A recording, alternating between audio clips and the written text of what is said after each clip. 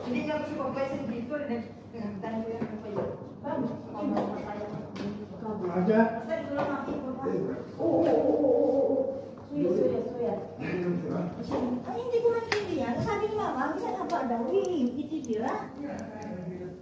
Alin ang ititira dyan? Ewan ko ba? Hindi ko maintindihan. Alam namang na may bisita ngayon eh.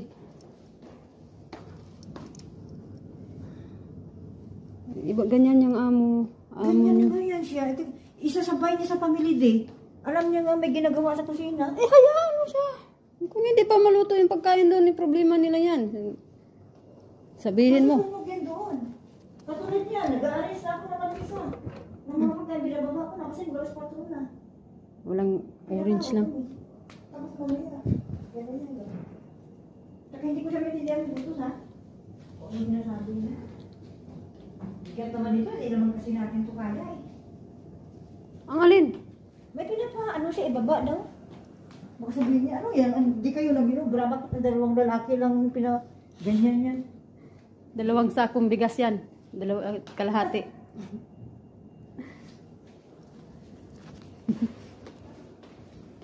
Tapos mamaya nagkabali, no? Iba nilit.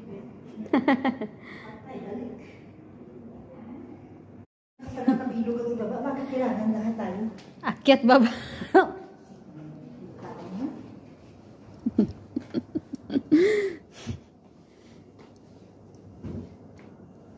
Yun nga lang, yung ibaba, be, yung isa, yung, kasi wala yung ano eh. Kailangan ng mga tao din pang tawag. Yun lang isa, yung ibaba. Kasi di tawag tayo lahat eh. Akala ko lahat naman ibaba. Bakit kailangan lahat? Diyan pala bili ng bako niya. Si Julie nga ang sumunod. Sumunod si Julie doon sa kanya. Ano si Julie, hilong-hilo na naman. Hayaan mo yan dyan. Pupunta na naman yung matanda dito kumamaya eh. Kami na nga nag-arrange dyan, mama. Piling ko ako, aboy lang. Sutin pa. Kami nga nag-arrange dyan kanina eh.